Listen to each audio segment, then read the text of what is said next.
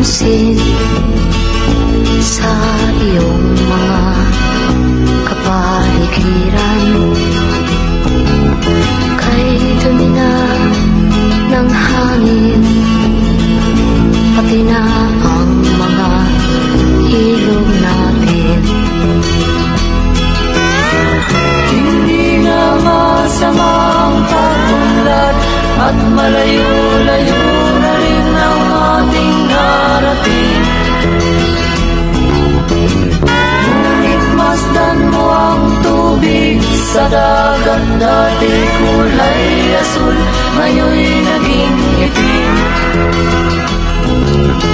Ang mga duming ating ikinalat sa hangin, sa langit, huwag na nating paabutin.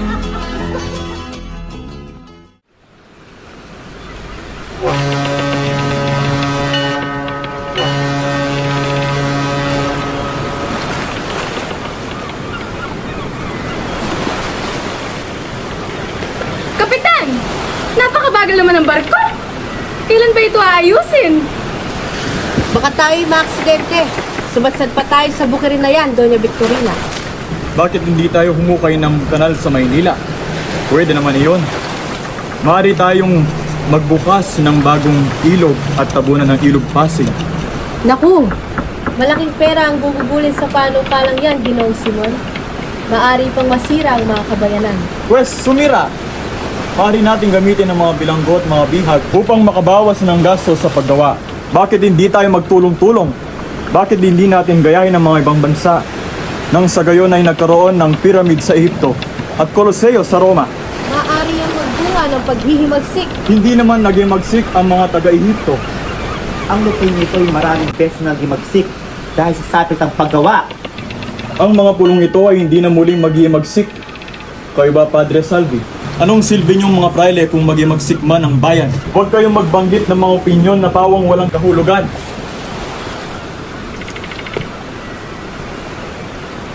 Walang utang na loob. Huwag kayong mag-alala. Nakapagkahin na ako ng isang panukala na matipid at kapaki-pakinabang. Ito ay ang linisin ang mahabang wawang Laguna. Maaari ko bang malaman kung ano iyon? Pilitin lahat ng bayong magkakatabi na maghalaga ng pato at mga hayop.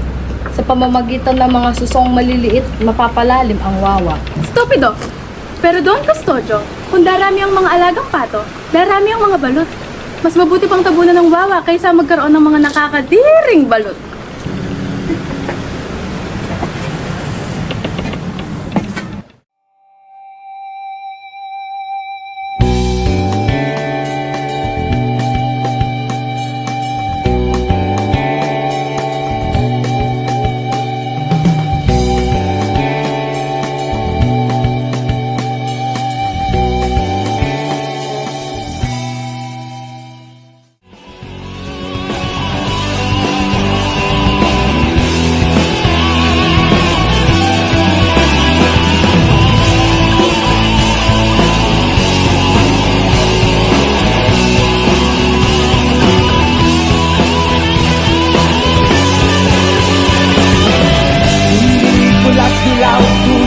Magkalaban ang kulay at tatak ay di siyang dahilan. Hanggat marami ang lubog sa kahirapan at ang hustisya ay para lang sa mayaman. Habang may tatsulog at sila ang nagtugtog, di matatapos itong gulo. Walang pagkakasalang kabataan sa pagtanim ng galit sa mga praile. Ang kasalanan nasa nagtuturo. Silang mga nagtuturo na hindi kailangan magkaroon ng malayang kaisipan pananalita. Sa sitwasyon ngayon, ang sino mang magsalitang talamak sa karumihan ay tinuturing na filibustero at kailangan magtiis sa paghusi. Ang mga praile, sila may pananagutan bugi ng birheng kabataan sa isip at katawan. Responsibilidad nila yon upang mapalaki ang bayan, matalino, dakila at tapat.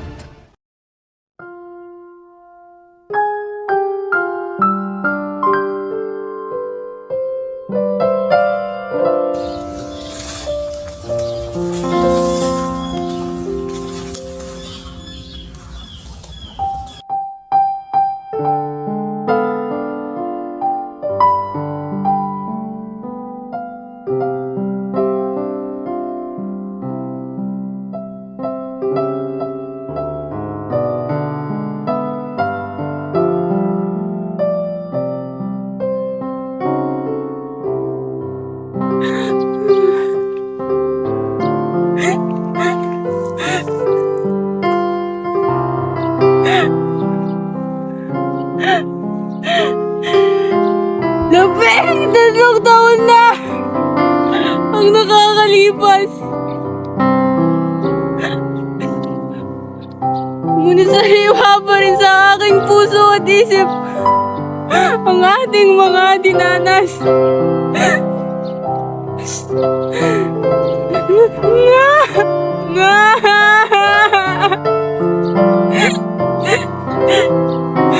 Ang sakit-sakit na!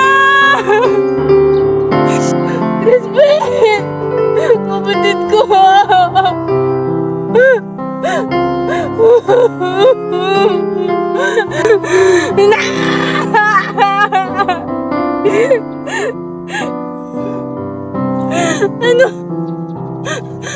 Ano pa ang silbi ng pag-aaral ko ng medisina kung wala naman kayo sa tabi ko?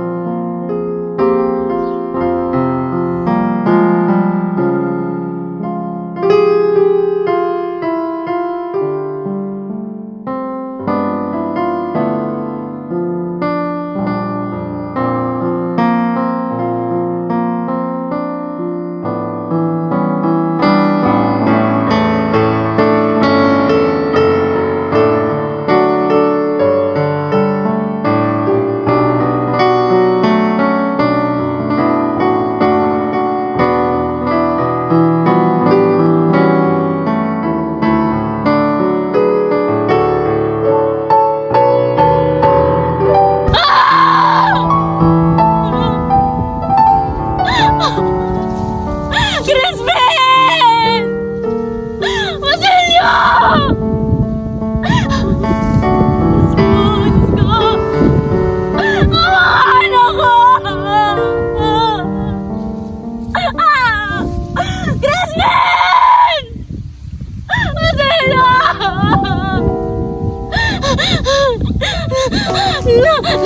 Nakita niyo ba ang mga anak ko? Kinuha kasi sila sa akin ng mga Diablo. Tulungan niyo ako! Buhayin natin ang mga anak ko! Crispin!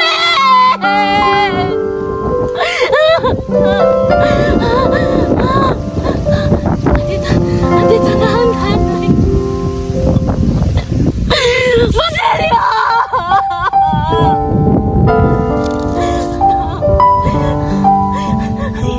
Narito kay nanay. Mga anak ko.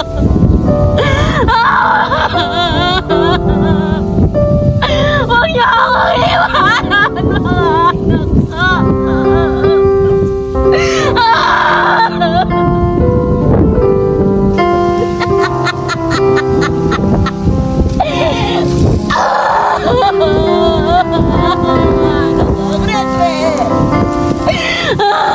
Basilio!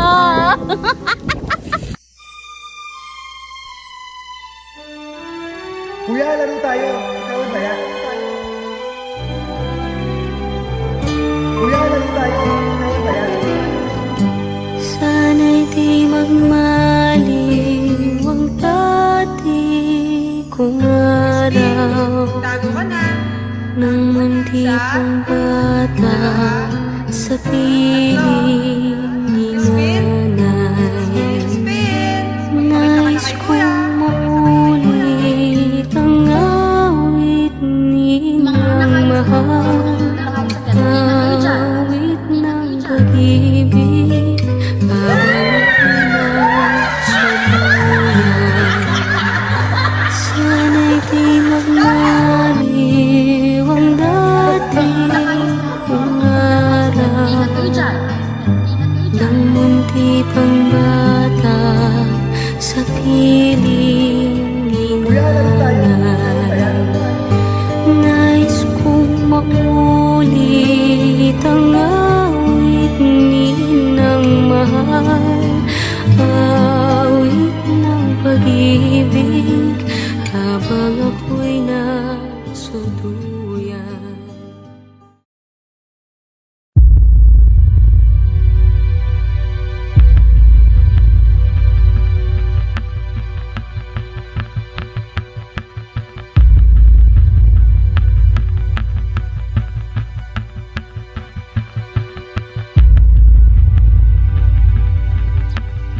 Ginong Simon?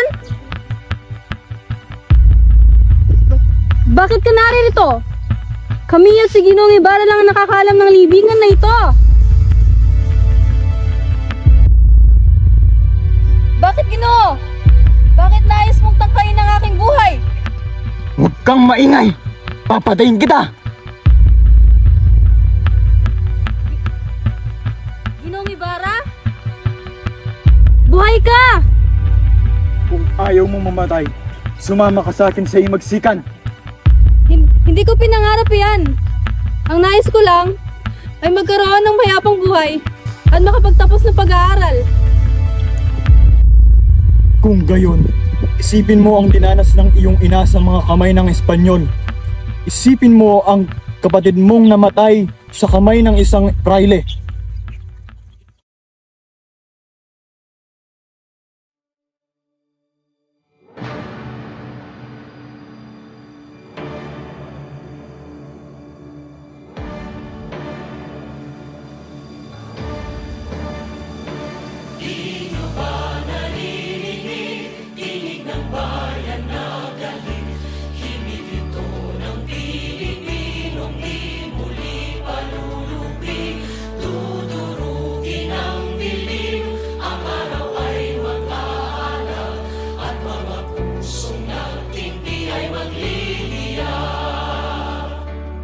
Ikaw ba'y makikibaka at hindi matutuwag? Nagisingin ang mga panatikong bihit mulat. Kasinungalingan labanan hanggang mahuwag. Di nyo ba naririnig? Tinig ng bayan na galit. Tinig ito ng Pilipinong di muli palulupig. Tuturugin ang dilim, ang araw ay mag-aalaw, at mga pusong nagtigpi ay magtitiyak.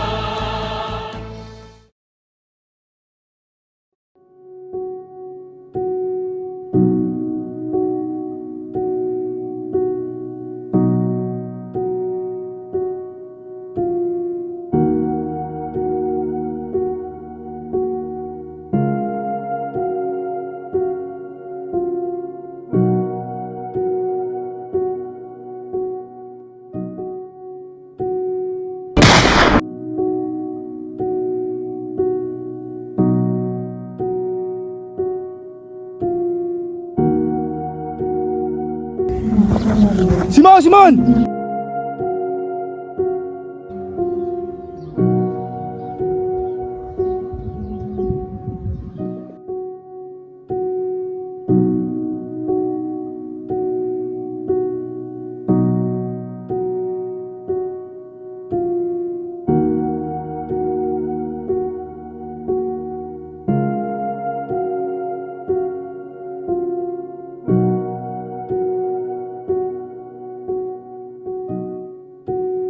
Nasaan ang kabataan na kayang ipagtanggol ang kanyang bayan?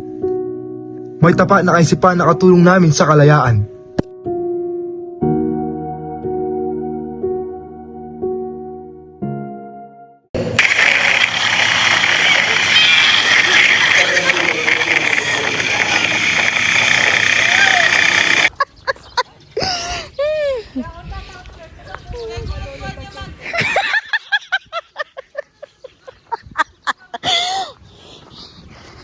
Go! Wait mo yung palda ko, bes. Babalik ko. Ano? Ulitin mo. Sige.